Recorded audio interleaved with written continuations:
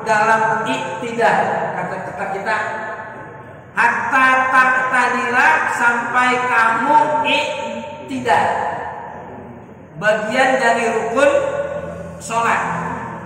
Yang pertama yang harus dipahami, ada rukun sholat yang dibarengi dengan yang disebut tumaninah. Ada yang begini, ruku beserta tumaninah, iktidal beserta tumaninah. Kalau begitu kagak dipisah, maka jumlahnya 12. Tapi kalau dipisah, ruku 1, iktidal 1, tumaninah 1, iktidal 1, tumaninah 1. Tinggal terserah mau pakai yang mana. Yang penting di dalam ruku ada tuma, di dalam iktidal ada tuma, itu yang penting. Kan ada yang misah tuh sendiri-sendiri. 1 niat, 2 berdiri, 3 takbir, 4 Fatihah, 5 ruku, 6 tumaninah, itu. Ada yang begini, 1 niat, takbir, berdiri, takbir, baca Fatihah, ruku, yang ke-6 tuma. Ada yang begitu, tinggal terserah ya mau pakai yang mana. Intinya dalam ruku harus ada tuma, intinya dalam iktidal harus ada tuma. Apa tumaninah itu? Ulama kita dalam Syarah I'anatut Talibin menjelaskan bahwa tumaninah itu adalah sukutun ba'da harakah, diam habis bergerak. Kan kita diri, kita kemudian ruku, Allahu Akbar, bergerak nggak? Bergerak. Habis bergerak itu diam dulu. Diam itu namanya tumaninah. Ada yang mengartikan tumaninah itu tenang. Ingat nih, ada ruku beserta tumaninah, ada ruku, ada tumaninah. Udah selesai kalau itu. Ya. Pertanyaan berikut, seberapa lama kita diam? Seberapa lama kita tenang? Minimal selama orang itu mengucap subhanallah. Nih,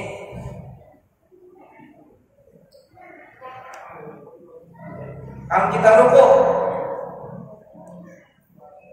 Allahu Akbar, langsung begini. Kira-kira ada nggak kalimat segini? Subhanallah. Segitu paling dikit tuh. Kalimat segitu paling dikit. Minimal. Subhanallah. Tapi itu bukan bacaan ruku ya. Itu untuk mengetahui lamanya tumaninah. Lamanya tumaninah selama orang mengucap subhanallah, hampir 2 detik lah. Jadi kalau ada orang yang rukunya Allahu Akbar, Allahu Akbar, itu belum mencapai minimal tumaninah. Apalagi sih pakai baca subhana rabbiyal. Lah, coba nih. Allahu Akbar, subhana rabbiyal azim wa bihamdi, subhana rabbiyal azim wa bihamdi, subhana rabbiyal azim wa bihamdi, sampai 5 detik minimal. Kalau bacanya cepat, kalau bacanya benar-benar tertib, Bapak ingat nih jamnya. Subhana rabbiyal azim wa bihamdi. Subhana rabbiyal azim wa bihamdi. Subhana rabbiyal azim wa bihamdi. Itu tumakninah ke bawah, bacaan rapi. Karena tumakninah ini rukun. Walam yakullahu kufuwan ahad. Udah enggak ngangkat tangan, udah apa lemes banget. Allahu akbar. Allahu akbar. Baca juga bukan Allah. Allahu akbar. Allahu akbar. Saking apanya? Sembahyang lemes ya. Walam yakul lahu kufuwan ahad. Allahu akbar. Baca 3 kali. Sami Allahu liman hamidah. Ini nih yang saya berjelasin sekarang. Ini panjang nih. Kenapa? Pertama, menjelaskan tumakninah. Kedua, yang lain-lain Allahu Akbar. Kenapa bangun dari ruku kalimatnya? Nih, yang kedua, ada kalimat Rabbana walakal hamd. Kalau yang udah pernah ke Mekah, di Masjidil Haram atau di Masjid Nabawi, ketika bangun dari ruku pasti muballigh itu mengucap dia paling kuat suaranya. Sami Allahu liman hamidah Rabbana walakal hamd. Gitu kan? Yang udah pernah ke sono. Kalau yang belum pernah ke sono nonton TV. Kedengeran tuh ada yang ngomong begitu. Ya. Ini posisi tangan. Ya. Jadi ada saya jelaskan di sini. Bismillahirrahmanirrahim. Yang pertama, yang lebih krusial dulu, yang menjadi rukun dalam sholat, ada iktidal. Ada iktidal. Iktidal itu kembali, al-iktidalu kembali bi'audin ba'da ruku'i, kembali setelah dia ruku, bi'ay ya'uda lamma kana alaihi qabla ruku'ihi qa'iman kana au qa'ida. Kembali dari ruku berarti apa? Iktidal. Ketika iktidal bi ayyauda lima kana alaihi min qabli ruku, hendaknya kembali kepada tadi posisi awal sebelum ruku. Posisi awal sebelum ruku mana? Nih. Walam yakul lahu kufuwan ahad. Ini kan posisi awal sebelum ruku. Ketika ruku Allahu Akbar. Berarti kalau kembali setelah ruku Sami Allahu liman hamidah. Kembalinya mana? Nih. Ada kembalinya yang nih. Kalau kembali seperti sebelum ruku, mana yang benar? Tanya saya. Kalau kembali sebelum ruku, mana yang benar? Tadi posisinya lagi gimana? Kalau kembali sebelum ruku, lihat nih. Sami Allahu liman hamidah. Berarti kembalinya harus kemana? Harus begini apa begini? Kalau kata Betawi, kembali sedekap lagi. Iya. Kembali sedekap lagi. Yang begini Pak cuma yang baca I'anatul Thalibin doang.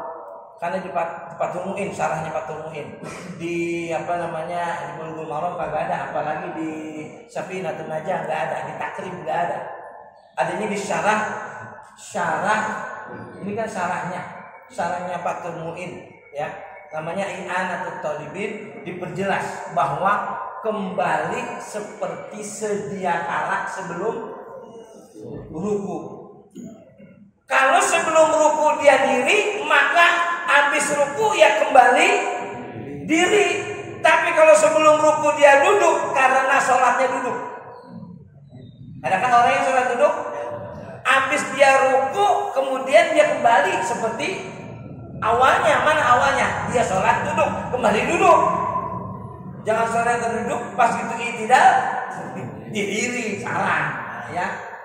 Yang kedua, pemahaman ulama kembali seperti sedia kala sebelum dia ruku adalah meletakkan tangan seperti posisi sebelum ruku. Mana tangan seperti posisi sebelum ruku? Di sini. Apa hikmahnya? Pak. Ingat, i'tidal harus pakai tumaninah. Mayoritas Sami Allahu liman hamidah. Karena tangan ini habis dari atas, begitu turun kagak enak diem. Bukan kagak enak, susah. Belum sampai Sami Allahu liman hamidah. Nah. Ya, belum sampai tumaninah sudah Allahu Akbar tuh. Berarti di dalam i'tidal tumaninahnya enggak ada. Kalau tumaninahnya enggak ada, berarti rukun sholatnya kurang. Kalau rukun sholatnya kurang gimana? Ayo dah. Yang kedua, Sami Allahu liman hamidah. Kemudian tangannya dibalikin kemari. Pertanyaan saya, kira-kira bergerak nggak orang kalau udah begini? Bakal bergerak lah. Kalau tangannya ke bawah, ada aja Pak, dia kegaruk lah. Subhanallah. Ada yang dandanin sorban, karena memang sorbannya turun ke bawah tadi. Begitu turun, Sami Allahu liman hamidah, dandanin sorban. Belum tenang udah. Ini kerusiannya di tumaknin, maaf, kerusiannya ini di i'tidal. Ini kerusiannya. Untuk mengikat agar bisa tumakninah, kembalikan tangan seperti posisi bid'ah benar. Bid'ah betul. Tapi bid'ah ini kita pakai untuk apa? Nyelamatin tumakninah. Ayo lihatin kalau nggak percaya sembahyang sekarang dari beberapa orang di antara kita yang sholat habis ngangkat tangan begini, tangan ke bawah, kan susah banget mau diem ini. Setannya juga emang banyak kali mah. Jadi tangannya nggak mau. Masih begini Pak, udah sujud. Berarti tumaninahnya tuh yang dimaksud, ya. Sengaja ini saya bawa kitab 2. Maksudnya saya ngapalin kitab udah tua, susah. Dia saya baca aja langsung, ya. Habis sih, Ustaz. Lagi.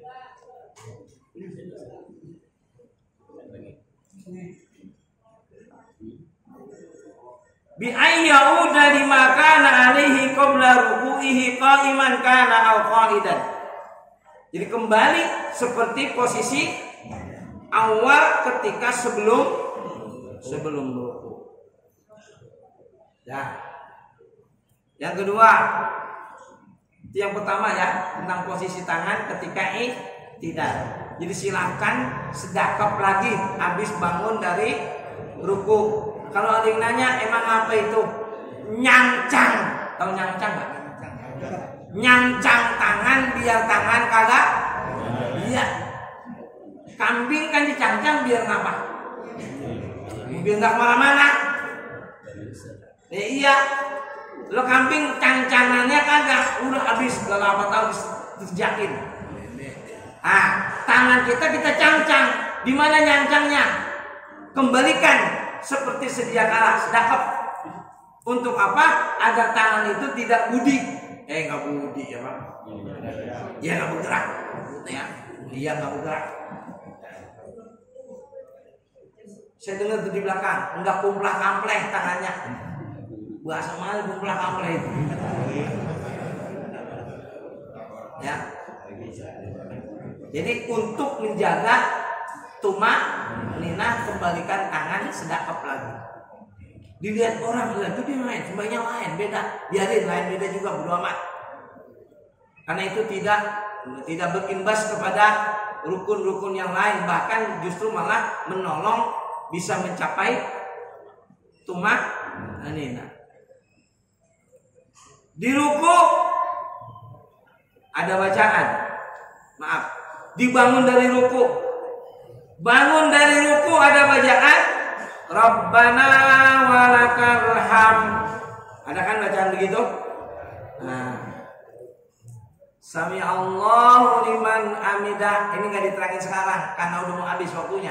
Insya Allah sehat walafiat, panjang umur, kita bertemu lagi. Kenapa kalimat Sami Allahu liman hamidah ada di situ? Sementara yang lain semua Allahu Akbar. Nanti dengan riwayat-riwayat yang saya bacakan, ya. Sekarang karena ini menjelaskan yang dikit waktunya nih. Kalimat Rabbana walakal hamd. Ketika Nabi kita Muhammad sallallahu alaihi wasallam bangun dari ruku, qala, ada orang yang ngomong Sami Allahu liman hamidah. Ini awalnya bukan dari Nabi. Ada orang jamaah sholat bersama Nabi. Ketika Nabi bangun dari ruku, Allahu Akbar. Waktu itu bangun dari ruku, Allahu Akbar. Tapi di belakang ada kalimat Sami Allah, ada kalimat Rabbana walakal hamd. Ada kalimat begitu. Maka setelah sholat,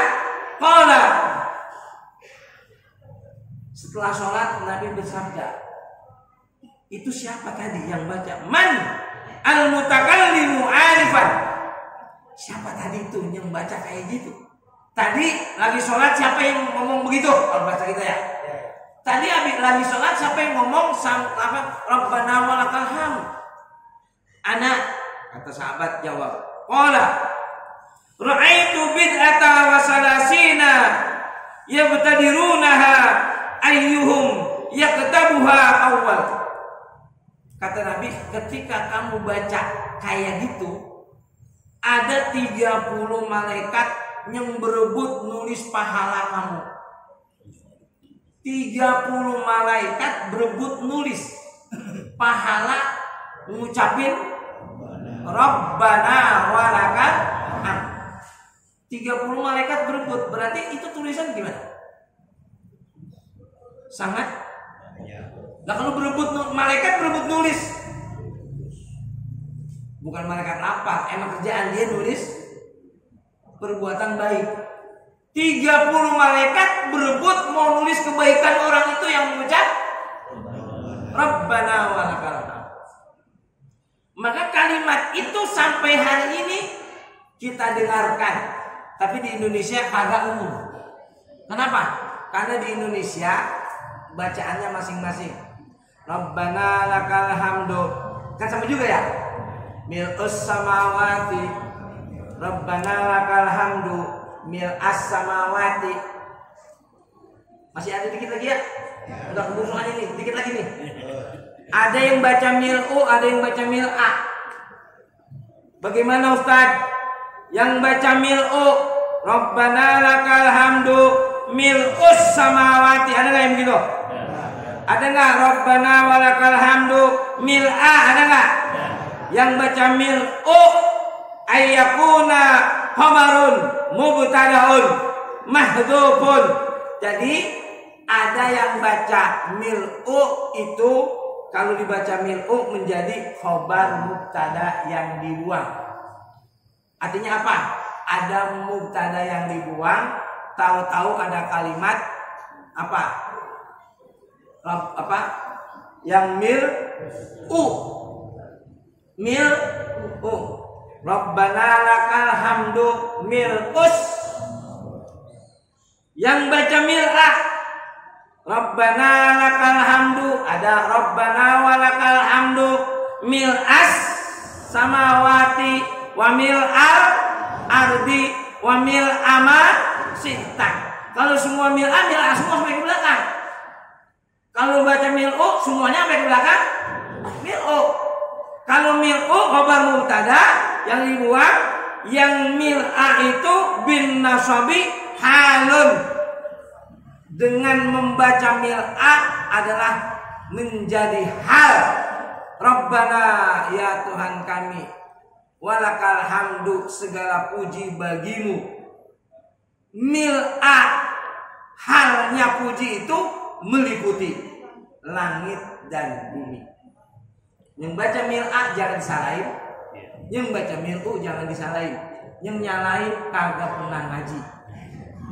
Ingat nih, ya, yang nyalahin nggak ngaji, yang nyalahin cetek, udah nyalahin orang aja, belum paham bener, udah nyalahin, ya.